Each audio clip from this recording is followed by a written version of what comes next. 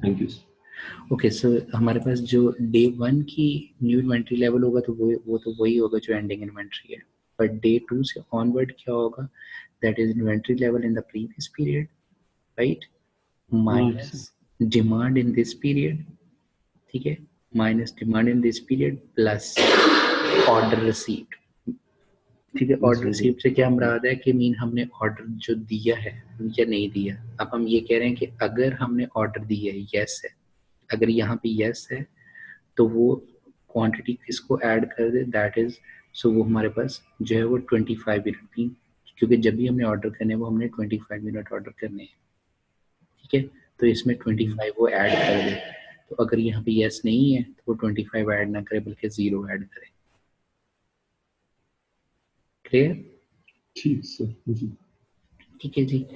Okay, next loss से column हम क्या कह रहे हैं, दैट इज कि अगर आपके पास डिमांड माइनस जो इन्वेंट्री लेवल है, ठीक है, that is basically this is F and this is basically the D, the beginning inventory, ठीक है।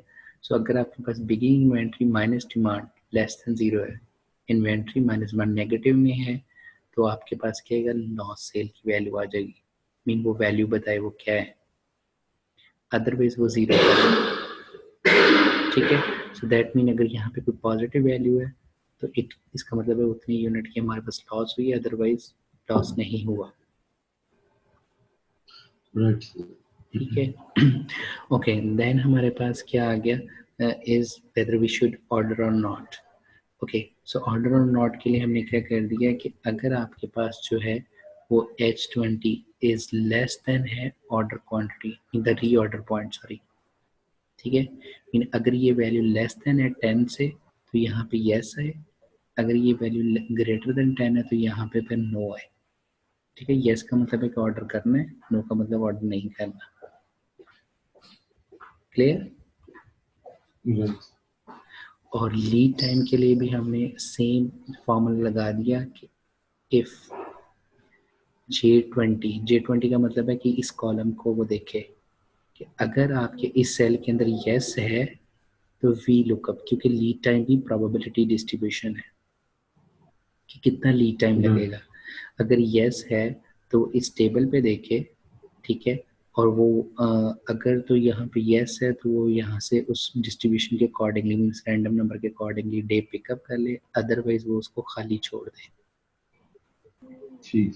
ठीक है। सो जैसे वो होगा तो जैसे यहाँ पे 1 आ रहा है, इसी तरीके से रिसीव डे के लिए हमारे पास फॉर्मूला क्या आ जाएगा कि अगर तो यहाँ पे यस है, ठीक है, तो वो क्या करे कि वो यहाँ पे ऐड करे किसको, इस वाले कॉलम को, मीन डे को, डे 1 मीन B20 प्लस कितना लीड टाइम लगेगा, ठीक है ना, क्योंकि हमने कैलकुलेट करना है कि किस दिन हमें वो मिलेगा, this plus lead time plus 1, क्योंकि प्लस 1 हम इसलिए कर रहे हैं क्योंकि वो हमारे पास नेक्स्ट डे के स्टार्ट में हमें वो ऑर्डर रिसीव हो जाएगा, ठीक है। सो ये हमारे पास रिसेप्ट डे का आ गया। क्लियर? सो हमने इस सिमुलेशन को रिपीट किया for 100 days, right?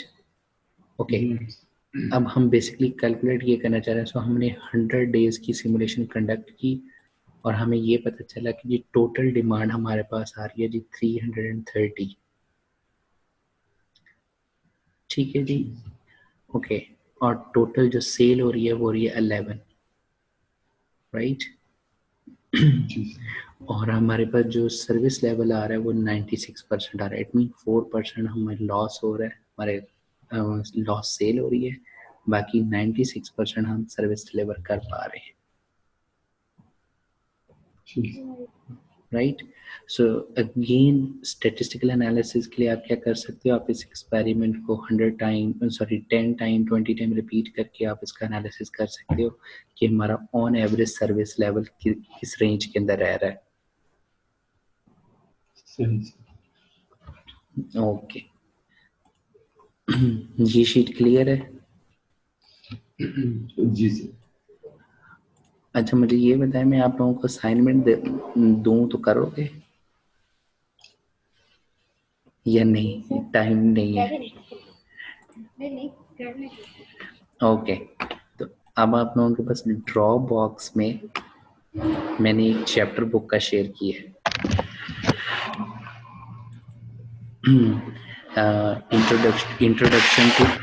Introduction to simulation and Monte Carlo में मॉन्टी कार्लो सिमुलेशन की एक चैप्टर नंबर 14 की रीडिंग पड़ी हुई है। ठीक है, आप लोगों ने करना ये है, आप लोगों ने जो पेज नंबर 561 पे सॉल्व प्रॉब्लम है, ठीक है, सॉल्व प्रॉब्लम में है 14.1 और 14.2। ठीक है, ये मॉन्टी कार्लो सिमुलेशन के अकॉर्डिंगली उसने बाय हैंड सॉल्व की हुई है। आपने इनकी एक्सेल शीट्स बनानी है। ठीक है, प्रैक्टिस पढ़ने को वैसे आप इस चैप्टर को पढ़ भी सकते हो, ये मॉन्टी कार्लो सिमुलेशन का ही चैप्टर है। Right sir.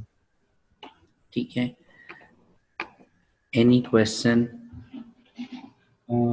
नहीं सर, बेहतर बस इसको समझ आ गई, लेकिन आप लोग बिल्कुल सी प्रैक्टिस इसको करना पड़ेगा 2 बार। हाँ, इंट्रो टू सिमुलेशन में पढ़ा हुआ है? जी बच्चे, इंट्रो टू सिमुलेशन में पढ़ा होगा, चैप्टर होगा सिमुलेशन एंड मॉन्टी कार्लो के नाम से, आई थिंक सो। अच्छा राइट सर, आपने अभी न्यूज़ शेयर की है। जी जी जी, ये है मॉन्टी कार्लो सिमुलेशन रीडिंग के नाम से। जी जी जी जी काफी है कि आगे चलूं? मेरे तो ख्याल में ठीक है सर। देख लें। जी जी बच्चे, आसफा? ठीक है सर, इससे आगे फिर हमारा कोई नया कॉन्सेप्ट स्टार्ट होगा? नहीं, एक और प्रॉब्लम जो है वो मैं प्रोजेक्ट मैनेजमेंट का करवाना चाह रहा हूँ इसी सिमुलेशन के अकॉर्डिंगली। ठीक है, एक ये हो जाएगा और उसके बाद मैं आप लोगों को जंप कर जाऊंगा रिव्यू वाले लेक्चर के ऊपर। दैट इज बेसिकली ये प्रोबेबिलिटी और स्टैटिस्टिक्स का रिव्यू हो जाएगा 1 to 2 लेक्चर्स में। ठीक है, देन उसके बाद मैं आ जाऊंगा इंशाल्लाह जो है वो बेसिक सिमुलेशन जो डिस्क्रीट की होती है, और देन वो जो आपका क्वेश्चन था कि इनपुट प्रोबेबिलिटी डिस्ट्रीब्यूशन हम कैसे फाइंड आउट करते हैं उसके ऊपर। ठीक है, सो वो इनपुट प्रोबेबिलिटी डिस्ट्रीब्यूशन वाला थोड़ा एक्सटेंसिव होगा काफ़ी।